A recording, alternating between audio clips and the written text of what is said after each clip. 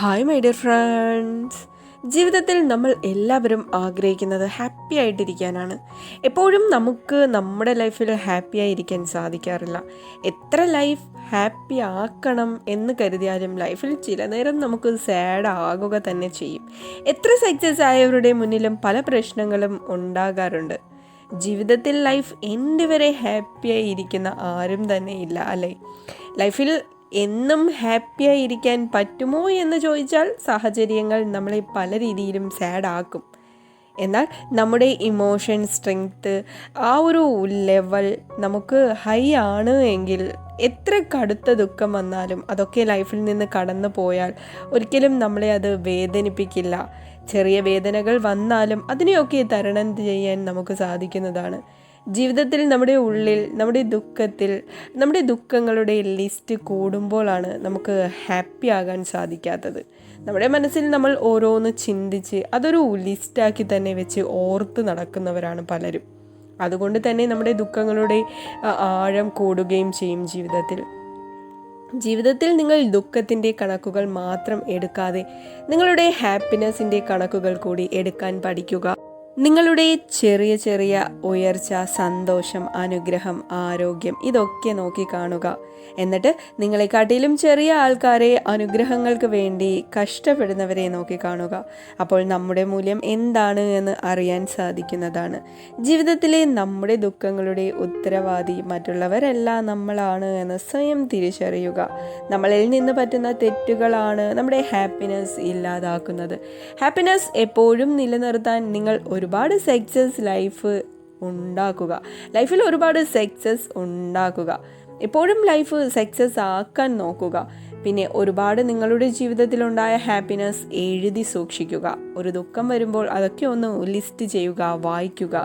മറ്റുള്ളവരിലെ സക്സസിനെ appreciate ചെയ്യാൻ പഠിക്കുക. നിങ്ങൾ ഇതൊക്കെ ഹാപ്പിനെസ് നിലനിർത്താൻ നിങ്ങളുടെ ലൈഫിൽ കാരണമാകുന്നു. മറ്റുള്ളവരെക്കുറിച്ച് നെഗറ്റീവായി വിലയിരുത്തുന്ന സ്വഭാവം ഇല്ലാതാക്കുക. അതായത് മറ്റുള്ളവരെക്കുറിച്ച് നിങ്ങൾ എപ്പോഴെങ്കിലുമൊക്കെ നെഗറ്റീവായി സംസാരിക്കുക. അതായത് നമ്മുടെ ലൈഫിൽ ആരെങ്കിലുമൊക്കെ നെഗറ്റീവായി എന്തെങ്കിലുമൊക്കെ കാര്യങ്ങൾ കാണിച്ചിട്ടുണ്ടാകാം, നെഗറ്റീവായിട്ടുള്ള ആൾക്കാരുണ്ടാകാം. അവരെക്കുറിച്ചൊക്കെ നമ്മൾ നിരന്തരം ഇങ്ങനെ സംസാരിക്കുക വഴി നമ്മൾ ആരുമില്ലാതെ ഒറ്റയ്ക്കിരിക്കുന്ന ടൈം നമ്മൾ മൂഡ് ഓഫ് ആകുന്നത് നിങ്ങൾക്ക് കാണാൻ സാധിക്കും. അപ്പോൾ കഴിവതും നിങ്ങൾ നെഗറ്റീവായ കാര്യങ്ങൾ ചെവി കൊടുക്കാതിരിക്കുക. നെഗറ്റീവ് കാര്യങ്ങൾ, സാഹചര്യങ്ങളൊക്കെ കൂടുതൽ സംസാരിക്കാൻ നേരം കണ്ടെത്താതിരിക്കുക. അത് നമ്മളെ തന്നെ നമ്മൾ കൂടുതൽ മൂഡ് ഓഫ് ആക്കുന്നു, ടെൻഷൻ ആക്കുന്നു. അത് നിങ്ങൾ ശ്രദ്ധിച്ചാൽ നിങ്ങൾക്ക് തന്നെ മനസ്സിലാവും. ഒരുപാട് നെഗറ്റീവായിട്ടുള്ള കാര്യങ്ങൾ നമ്മൾ സംസാരിക്കുമ്പോൾ പിന്നീട് ഒരു ഡേ കഴിഞ്ഞ് അല്ലെങ്കിൽ കുറച്ച് ടൈം കഴിഞ്ഞ്, കുറച്ച് മണിക്കൂറുകൾ കഴിഞ്ഞ് നമ്മൾ ഓട്ടോമാറ്റിക്കായിട്ട് നമ്മൾ മൂഡ് ഓഫ് ആവുന്നതായിട്ട് നിങ്ങൾക്ക് കാണാം. നിങ്ങളൊന്ന് ശ്രദ്ധിച്ചാൽ നിങ്ങൾക്ക് മനസ്സിലാക്കാൻ സാധിക്കും. അപ്പോൾ മറ്റുള്ളവരെ നെഗറ്റീവായി വിലയിരുത്തുന്ന സ്വഭാവം ഇല്ലാതാക്കുക. യാത്രകൾ ചെയ്യുക, ഡാൻസ്, മ്യൂസിക് ഇതൊക്കെ കേൾക്കാൻ ശ്രമിക്കുക. നല്ല ഫ്രണ്ട്സ്, നല്ല ബന്ധങ്ങൾ ഇതൊക്കെ എപ്പോഴും കാത്തു സൂക്ഷിക്കുക.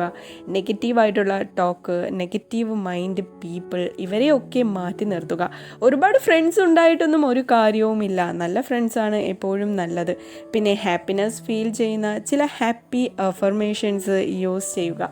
ഹാപ്പി അഫർമേഷൻസ് ഒക്കെ യൂട്യൂബിലൊക്കെ ഒരുപാട് അവൈലബിൾ ആണ്. അങ്ങനെയുള്ള എന്തെങ്കിലുമൊക്കെ വീഡിയോസ് നിങ്ങൾ ഡൗൺലോഡ് ചെയ്ത് വെച്ച് നിരന്തരം ഇടയ്ക്ക് നിങ്ങൾ വർക്കൊക്കെ ചെയ്യുമ്പോൾ ഒന്ന് കേൾക്കാൻ ശ്രമിക്കുക. എപ്പോഴും കേൾക്കാൻ പറ്റിയില്ല എങ്കിലും മൂഡ് ഓഫ് ആകുമ്പോഴെങ്കിലും ഒന്ന് ഇയർഫോണൊക്കെ വെച്ച് ഒന്ന് റിലാക്സായി കേൾക്കാൻ ശ്രമിക്കുക.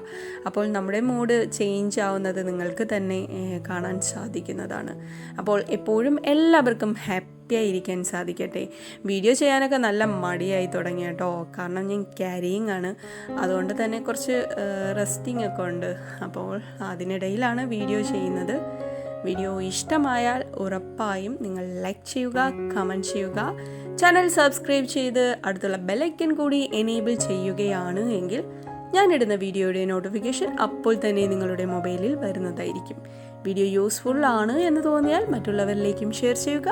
മറ്റൊരു വീഡിയോയിൽ കാണുന്നത് വരെ ടേക്ക് കെയർ, ബൈ.